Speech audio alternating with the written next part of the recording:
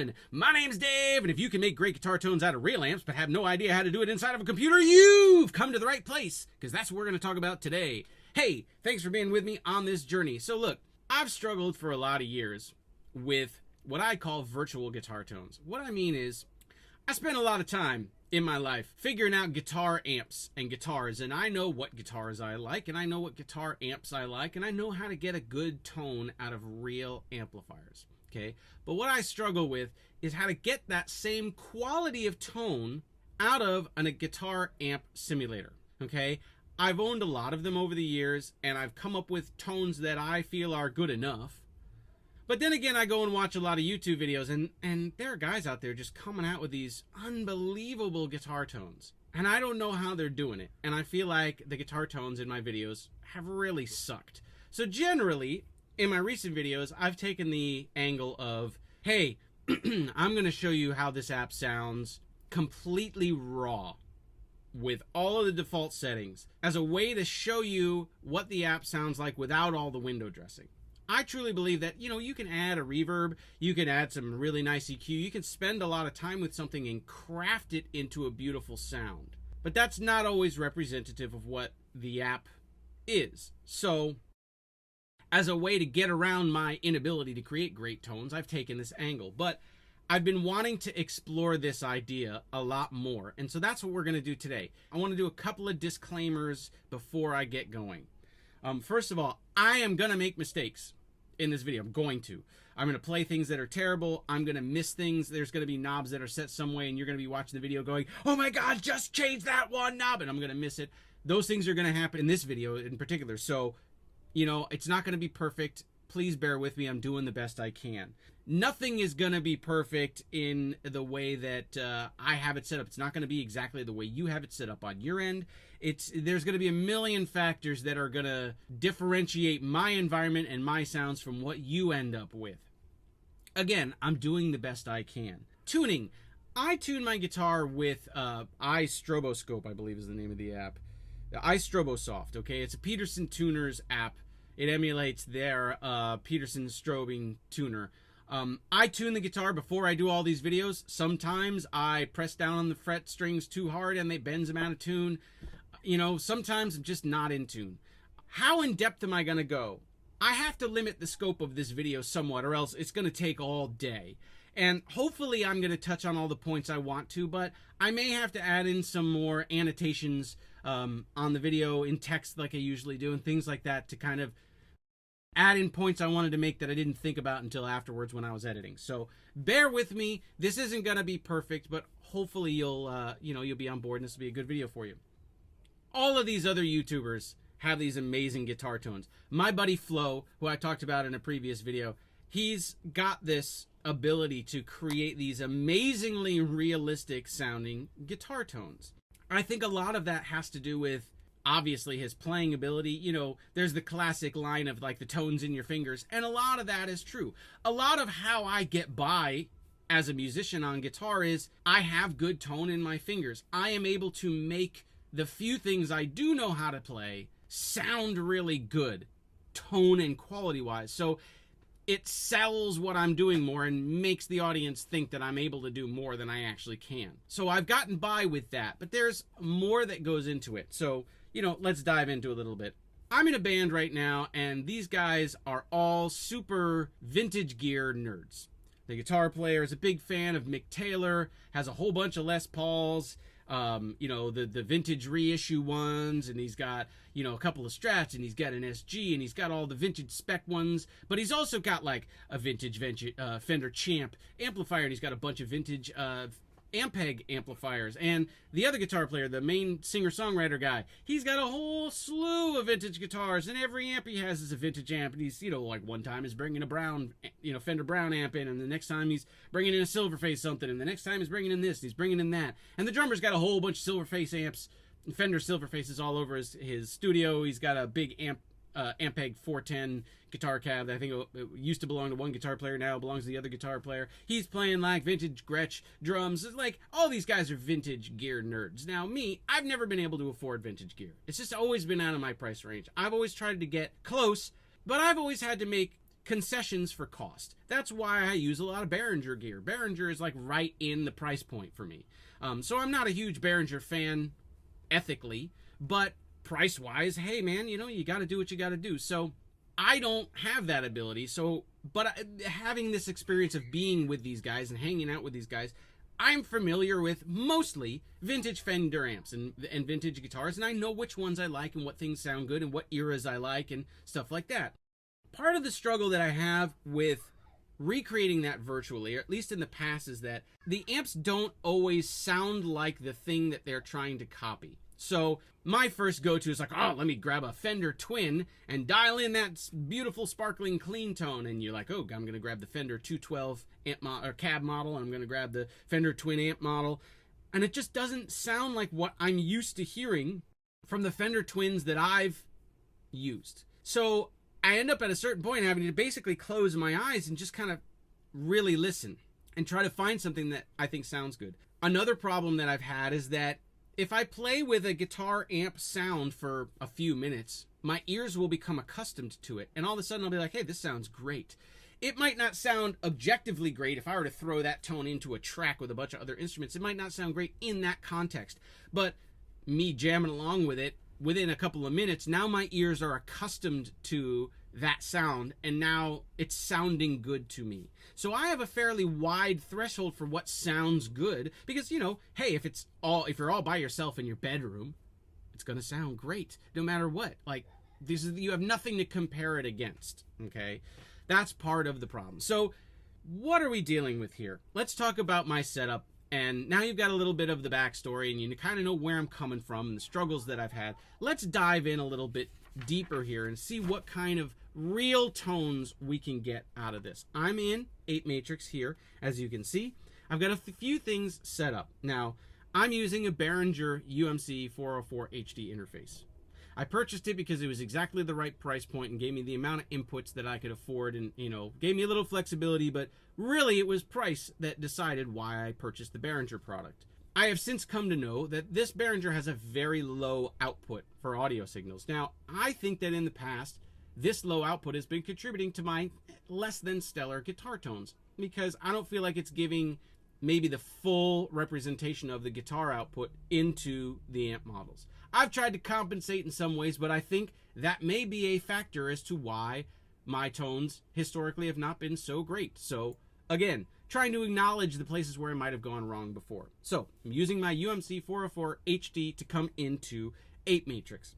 I have limiter by Amazing Noises up here. You notice the input gain and limiter is cranked all the way up. This is to compensate for my guitar tone coming in case I want to run just straight through something and not through one of the amplifiers or amp models. So keep going down. I've got Nembrini's Soundmaster. This is their Fender Tone Master model.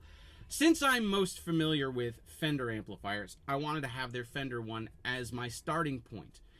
I believe that it is much easier to achieve a good quality distorted tone than it is to achieve a good quality clean tone. Fender clean tones have always been my favorite. And so I've always tried to start with a Fender clean tone because it's easy to add a distortion and make it sound like whatever you want. But that pure, clean tone is always what I strive for. So I have Soundmaster up here.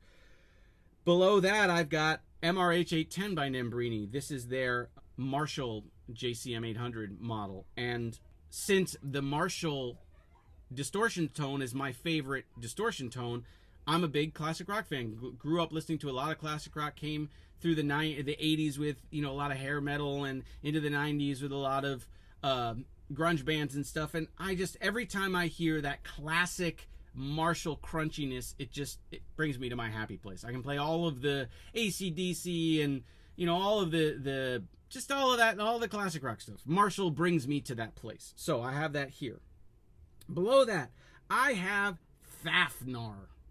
Now, this is a terribly named app. Thafnar stands for the app formerly known as Rooms. This used to be called Rooms. Basically, it's an impulse response loader. I'm going to take a second. I'm going to talk about impulse responses here also. I had not used this app in the past. There are numerous IR loaders for iPad. I have chosen this one entirely based on price. It was free to try. It was like $3 to buy the AUV3. So they got me. They got the hooks in me with the free. I tried it out, figured out how to use it, spent the $3.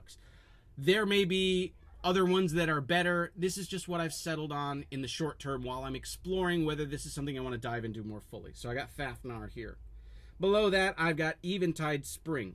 One of the criticisms of my previous videos is that I tend to not use reverb on my Guitar Amp Simulator app demos.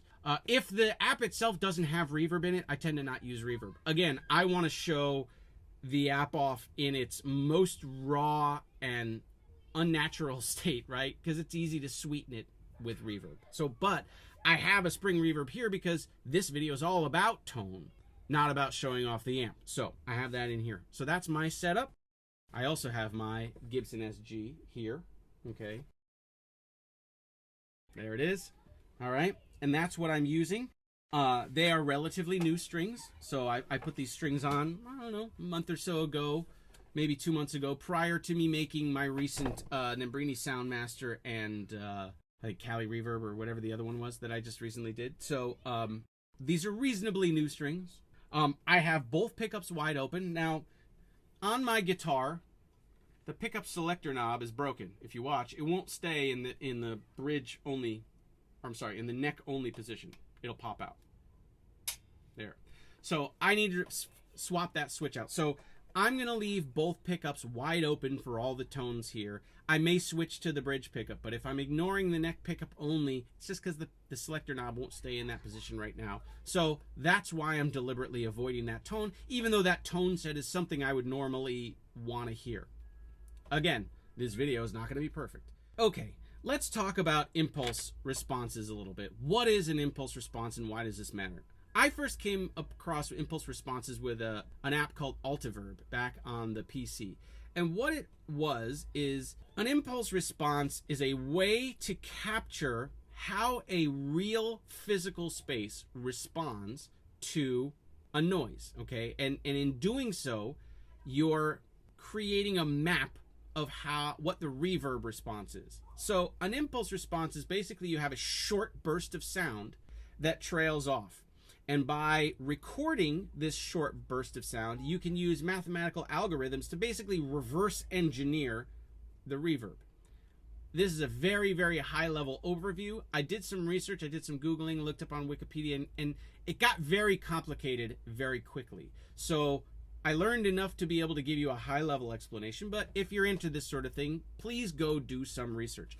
All of the information in this video is readily available all over the internet. I am not reinventing the wheel here. I'm not creating any of this stuff. All I did was go out. I'm just collecting this knowledge in a single place to funnel to you, but I'm not creating any of this stuff. All of this is widely available, so please don't think I'm stealing this content from anywhere. It's just widely available on the internet. All I'm doing is giving you my interpretation of this info, okay? So that's what an impulse response is. You get a short burst of sound, and you end up reverse engineering it and the reverb. And when you do that, it's called a convolution reverb, okay? A lot of the ways they'll do this is like they'll go into a church and they'll fire off a starter pistol, which just has a blank, but you get that pop of the pistol going off, and that provides the impulse. And then you record that and you reverse engineer the response. So that's how I discovered it, was through Altiverb. And then I was enamored by the fact that I could set my recording like, oh, hey, look, we're in the reverb room from Abbey Road Studios in London. Or, hey, like this is the Utility Muffin Research Kitchen, Frank Zappa studio. You could have the impulse response from his reverb room. Or like churches all over the world or famous buildings. And I thought that was really cool. Well, later on, I discovered that people have been using this as a way to capture the way a speaker cabinet sounds. So if you think about a guitar speaker cabinet, you got two speakers in there and they're blasting sound out the front, but the sound is still reverberating around inside the wooden cabinet itself. And that is contributing to the end result of the tone you're wanting out of your guitar. So by using an impulse response and capturing the convolution reverb, you can get this sonic characteristics of that guitar cabinet. That's why I'm using Fafnir in here. The say for example, Nembrini Soundmaster is giving me the amplifier, and Fafnir is giving me a cabinet. Okay. I got into a discussion with my friend Flo on the Audio Bus forum about this, and he's done a number of videos, I'll link his channel below, about how he gets his great tones. But since I've been struggling with it, I wanted to break all this stuff down into minute detail and really talk about it, okay? So where do you get impulse responses? Well, you can go all over the internet and find them. You can just Google IR reverbs, and there'll be all sorts of places you can get free ones. Because they exist doesn't mean that immediately they are great. And it also doesn't mean that they are great for guitar. So finding good quality guitar cabinet impulse responses was a bit of a challenge. There are a few companies that are known for doing this. The one that came up in our conversation on the Audio Bus forum that my friend Flo uses is OwnHammer. So I went with OwnHammer just because it was the one everybody was talking about, and it seemed like it was a fairly straightforward company, meaning like this is a tried and true product. Like these guys have been around for a while, they've been making cabinets, they're reliable, so I'm going to go with them since people seem to be going with them. I figure that's an easy place to start. That's how I ended up with OwnHammer. This is not an ad for them. I'm not promoting them in any way, just that's who I happen to end up with. And I didn't want to go too crazy and compare, impulse responses. Just there's so much information out there, and there's so much you can go so many different ways with this. It's overwhelming. So this video is an attempt to sort of get all of this into one place to make it make sense. I went with OwnHammer. Now, when you go to the OwnHammer site, where do you begin? Do you want a single 10-inch speaker inside a cabinet? Do you want two 12-inch speakers? Do you want two 10-inch speakers? Do you want four 10-inch speakers or four 12-inch speakers? Do you want a Marshall 412, or do you want a Dr. Z 412, or do you want an Orange 412, or do you want a Bogner 412? It just gets overwhelming with the amount of options. I, again, am sticking with Fender and Marshall historically related items. But, I mean, there's an infinite amount of combinations that you could go with. You could have the Fender modeled head with a Bogner cabinet with, Celestion speakers in it or something. Jensen speakers.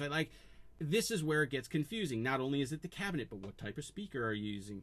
And then what kind of microphone are they miking up that cabinet with? The microphone has its own sonic characteristics. Where are they placing the microphone? Are they placing it on the cone? Are they placing it on the side? Are they placing it in the room? Are they miking the cabinet from behind? This is really overwhelming. So here are some of the choices that I made to narrow down some of these things. I stuck with Fender cabinets and Marshall cabinets generally. I like smaller cabinets. I like a single 10, a single 12, 212. I don't really like the big stacks. The sound that I like is not coming from that place. So I try to just pick things that I was more familiar with in real life. As far as microphones, I know what an SM57 sounds like. I know what a Sennheiser 421 sounds like. But again, it's overwhelming. So I tend to gravitate towards the things I've used in real life, not because they're better, but just because it's what I'm familiar with, and it helps me make sense of all of these different options, because I get decision fatigue really quickly. The other thing with OwnHammer, and I imagine this to be true with some of the other impulse response companies that are doing this, is that, okay, so you've picked a cab.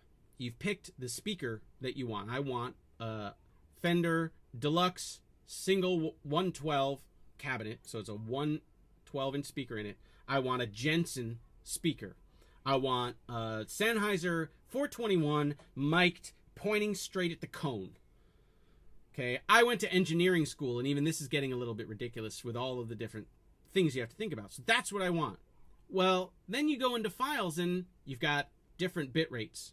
Do I choose 44.1 kilohertz? Do I choose 96 kilohertz? Or anything in between? I don't know. What bitrate do you normally operate at? Me, dude, I'm still working on 44.1 kilohertz and 16-bit stuff because I can't hear the difference. But maybe that's just because my ears are old and broken and I've got tinnitus and all of that kind of shit. Maybe you can tell the difference. That's a choice you're going to have to make. For this, I chose 96 kilohertz only because I wanted the best quality, so that if the app I was using had to translate it down, it was downgrading it. I don't know that it made any difference, but that's what I chose. And then you've got file lengths. They've got impulse responses that are like 500 milliseconds or 200 milliseconds. Jesus Christ, with all of the decisions already. So I found a video, and I'll link it below. There was a guy, and he was doing a comparison of all of these different impulse responses lengths and whether you could tell the difference. And the summary is he got basically down to under 18 milliseconds. You could hear it chopping off. Anything longer than 18 milliseconds, you couldn't tell the difference. So OwnHammer gave me the option of a 200 millisecond or a 500 millisecond file. I chose the 200 millisecond. I couldn't hear the difference in that guy's video. Again, my decisions are kind of arbitrary. Like at a certain point, I just had to make a decision so I could move forward and have it make sense. I know that I've been talking for 25 minutes. There's so many things that go into all of this. That's why it's been kind of frustrating. So now let's talk about and listen to what I've been able to come up with in here. So I'm going to turn on Nembrini Soundmaster. Okay. Now I've bypassed the cabinet. Let's just hear it. Stock Nembrini Soundmaster. Here I am. Okay, I got sound coming into the app. I can tell by the green things in the bottom. I'm going to turn up the output a bunch. Try to get... But it's still really, really low. There we go. I'm going to turn up the volume, get a little gain going here. Now, I'm trying to be really aware of my levels. In the past videos, I've pushed this. In order to get it loud enough in the headphones, I just turn it up and it ends up overdriving the channel inside 8 Matrix. I'm going to try to avoid that. I'm trying to be very, very careful here with my levels. Okay, so that's a reasonable tone. This is what I'm starting out with. This is using the internal cabinets that are inside Soundmaster. Okay, so you can see there's a lot. I don't really like them. I have found that I prefer the OwnHammer ones, and I'm going to show you why. So here it is. This is a 121 and a 414 microphone on a MRH 412 V30 speakers. I don't necessarily know what that means. You know, obviously 412 is 4 12-inch speakers, so we're talking about like a half stack. I mean, that sounds fine. And the more I play it, the more I like it, but I don't love it, but it sounds fine. That's just Soundmaster by itself. Now, I'm going to run Soundmaster into Spring and then out of Spring into Thafnar. Why am I choosing this signal path? The amps I've used have either had a reverb circuit built in or you're running into a reverb tank. And what has happened is you run from your guitar into the amplifier. The amplifier goes into the reverb. Then the reverb goes into the cabinet because you're listening to it through the speaker cabinet of the amplifier that you're playing through. I've tried to recreate that signal path here by running the amplifier into the reverb and then into the cabinet. Okay, so I've run Soundmaster here into Spring. Spring's running out into Thafnar. Now I'm going to put Thafnar. Oh, you know what? Were we just hearing the direct here too? Maybe? Okay, maybe let's go back. In case I was hearing some of the limiter, the direct guitar bleeding in, this is just Soundmaster by itself. That's with the built-in cabinet. Now, there's no reverb there, admittedly. Let's avoid Spring for right now. Let's run straight into Thafnar and come out, hear the difference. Oh, we got to bypass the cabinet in here. Now, Thafnar has no cabinet chosen right now, so let's choose.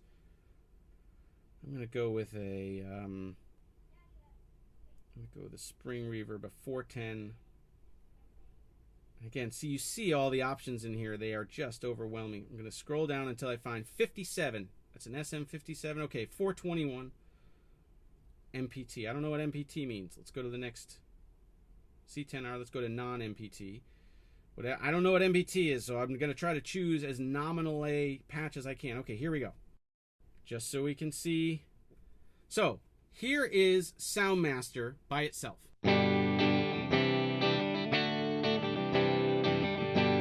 That's using the built-in cabinet. So we're going to bypass that. We're going to bring in Thafnar. We're going to route this into Thafnar and out here. And this is what it sounds like with a 410 Spring reverb cabinet. Now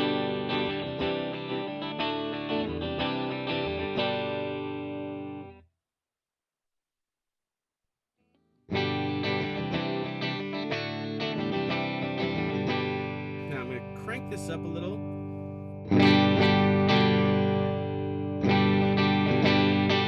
Watching my levels down the bottom so I don't go into the red. Okay, so that's, again, Soundmaster. Let's go back into Thafnar here. Now, admittedly, this isn't great. So let's keep going here. Let's really dig into this a bit. So I've created a patch in Soundmaster. Let's go to here, and I'm going to go to Soundmaster 1. Okay, you see I'm got the fat switch on, the volume's up, the output's up. I've EQ'd things a bit here. Okay, now if we go to Thafnar, and I go here, and I go to Soundmaster 1, I've got a 112 Deluxe speaker cabinet. Now I'm going to run into Spring and Spring out into Thafnar, and this is what I've come up with. Turn up that output a bit. Okay, let's turn down the mix here. Okay, I'm hot coming into Spring, so let's pull that down a bit. Let's go maybe 2. That's 4.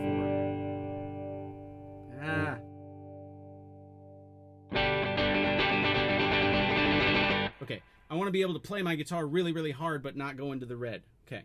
Oops, there's one more thing I wanted to do there. I wanted to turn the mix down.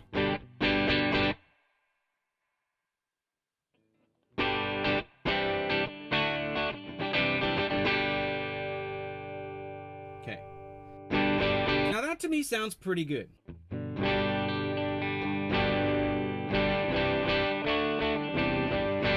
It certainly sounds better than it was before. Doesn't sound fantastic to me yet, though. So let's keep going. Let's see what else I've done. I'm going to go to Soundmaster 2. Again, we're dealing with the hardest one, which is a clean Fender tone. And in my eyes, that's like the hardest thing to recreate. So here, we're a little more squeezed now.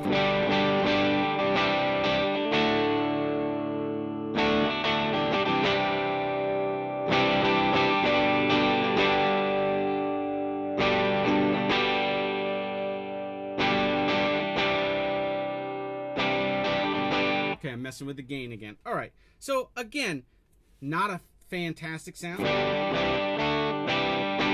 not bad. I'm going to do one more thing. So let's switch back to the other one. I like the other one better. Let's go to Soundmaster 1 here. I'm going to go to Soundmaster 1 here. Okay, I'm going to turn the output up. I was playing with this last night, literally last night, and I realized that one of the things that I was missing, if you can capture a more full representation of the guitar cabinet, you'll get even closer. Here's what I mean. I'm going to choose 112 Deluxe Reverb. I'm going to go down C12. So this is a mix, C12 and V30. It's a mix of speaker types. So let's go down to just C12R. I'm going to choose a 421. Okay, that's one instance of Thafnar. That's this top instance of Thafnar. Now I'm going to have a second instance of Thafnar, and I'm going to go down into that same folder, C12R, and let's see, C12R. I'm going to find rear. Okay, so I've got the 421 here, and I've got rear. And I'm going to run 2 instances of Thafnar. So now what I'm doing is it's actually acting as if I've got one speaker in front of the cabinet, miking the speaker cone itself, and one speaker at one microphone at the back of the cabinet, getting the rear of the cabinet. And it sounds like this.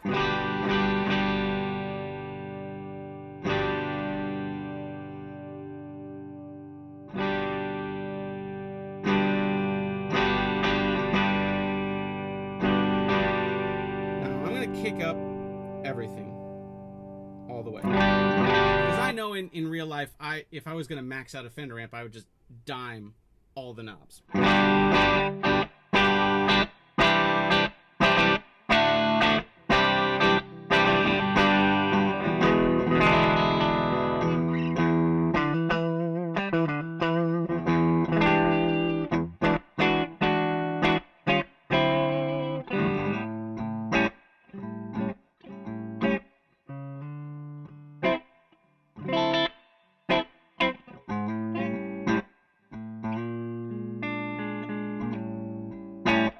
Now, I don't know about you. I don't know if that's the most genuine Fender guitar tone, but that's pretty good, and it's a lot better than I've been able to get to before.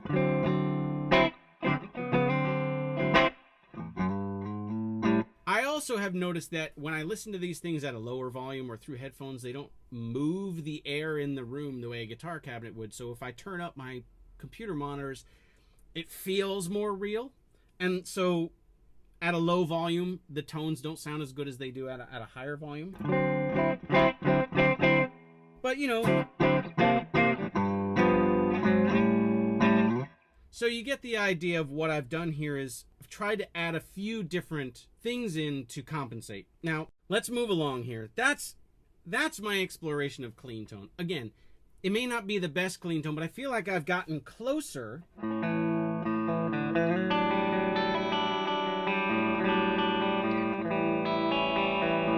feel like I've gotten a lot closer to that tone than I've achieved before.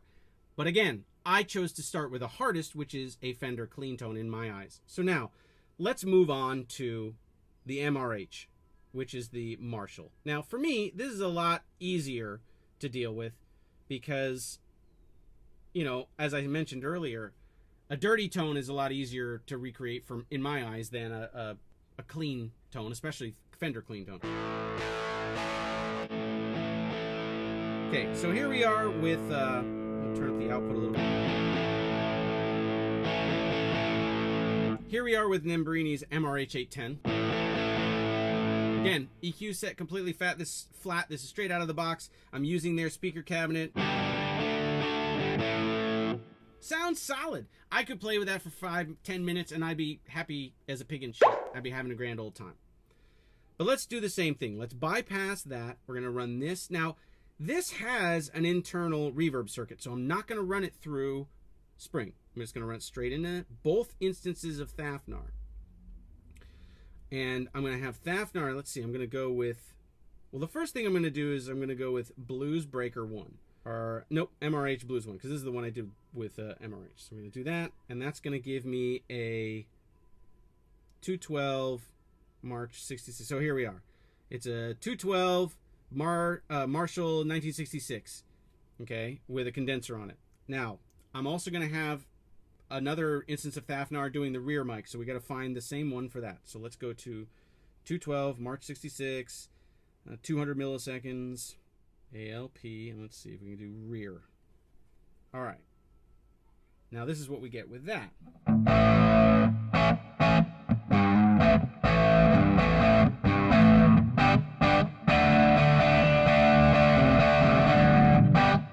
Wait, rear, not room. Okay. So here it is without the rear. Let's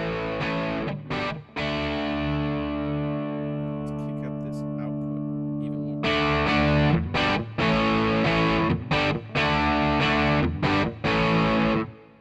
And then if I add back in this version. Let's turn that down. I'm starting to overload the channel.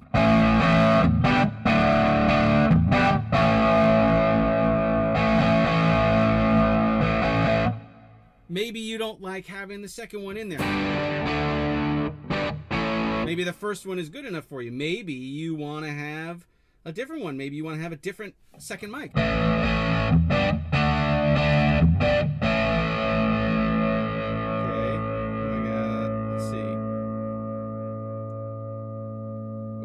Go down here and see if we got rear. Okay. I'm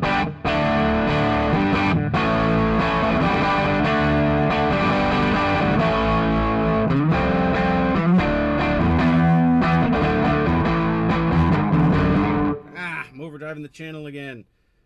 Now, see, this is dicey when we want to try to get loud enough in the speakers to be inspiring, or in the headphones.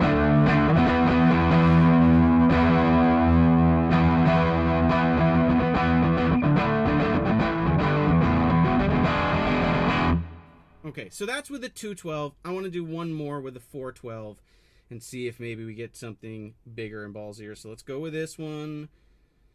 Now, okay, with OwnHammer files, there are so many, and they luckily include a folder called Quick Start. which is kind of like, here's a quick place to start, where they just kind of take some of the thinking out of it for you. But you see, even in Quick Start, there are so many files. It just gets to be out of control. So, you know, at some point you just kind of have to decide. Raw brown. I don't know what that means, but I'm going to do it anyway. Raw brown. You know, it's like some of the classifications for these are different. You know, like, what are you going to do? Core mixes, M25. Core mixes Quick Start, 410. And what did I choose here? What was the one I chose? Raw brown. Is there like a rear on this one too? Brown, raw chunk, raw modern, raw, I think, I don't know. See, and I don't know what half of these are, and that's why it gets so confusing. You know, and then you've got these MPT. What does MPT mean? And I'm sure there are answers for all of this on their website. But, you know, still, it gets confusing. Okay, well, maybe we can't find a rear one, so maybe we try this. Now, that doesn't sound bad, but here.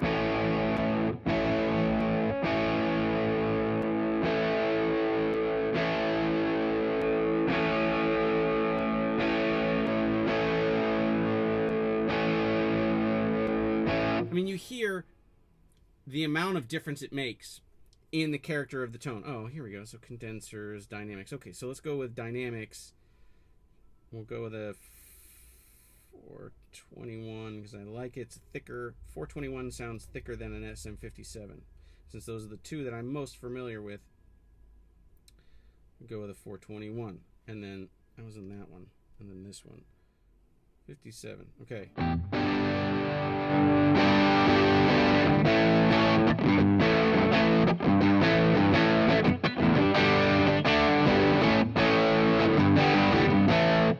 Okay, so I'm using a few different ways. Like, you can add more cabinets, you can add more microphones, you can run through multiple amplifiers. There's all sorts of things. Again, there are so many avenues, it just can be completely overwhelming. Okay, so look, I've been talking for nearly an hour. This is a super, super, super deep well. I could go on talking about this all day long. Did I achieve the excellent tones? Maybe, maybe not. I certainly think I got a lot closer. I think with a little more diligence and a little more effort, I could get even closer. But you do see there are a lot of different steps, a lot of different ingredients to what makes this puzzle so particularly complicated. And I can't be the only one struggling with this, but hopefully I feel like I'm evolving and I'm getting a little bit closer to the reality of that. I don't have $1 million. I can't afford all of these amps or all of the microphones or all, you know, or all the guitars or all of this. So the only way that I can do it here in my bedroom is through the cheap stuff, the software or some other way of doing it. So look, I hope you liked this video. I hope it helped. I hope it helped explain some of the failings in my previous videos, but that I'm making an attempt to grow. I hope it helped explain some of the struggles that you might encounter with your own digital guitar tones. Thank you so much to all of my friends that have helped me get to this point, the folks that I've been talking to on the Audio Bus forum. My buddy Flo in France, who's a phenomenal guitar player, and you should really be listening to his channel if you want good tones. My tones are terrible. My guitar playing's terrible. I know enough on how to get by on guitar because I'm not really primarily a guitar player. He is primarily a guitar player, and he's phenomenal, and he can play all that crazy Jeff Beck shit, and he can play all the Satriani shit, and he's just incredible. So go to his channel, linked below, to check out the tones he's able to get from these same apps. And the same similar combination. He uses a different, he uses iConvolver rather than Fafnar. But I only chose Fafnar because it's AUV3. I think he probably already owned iConvolver and is familiar with it. You know, like I said, there are more than one of these that you can use. But thank you so much for watching. If you like this video, please give it a thumbs up. Please go subscribe to my channel on YouTube. Please go check me out on Facebook. Go check me out on Twitter. I am on Instagram, but I never post there. But you're welcome to come check me out and subscribe. Maybe someday I'll pick it up. I'm on the Audio Bus forum a lot, as you've heard me mention multiple times in this video, so you can come check me out there and chat with me there. Go check out the Nimbrini apps. They are amazing for the price point. And don't just take my shitty tones for an example of what these things are capable of. They're capable of so much more than what I'm able to come up with. I want to hear what you're able to come up with. Thank you so much for watching, and I'll see you guys next time. Later.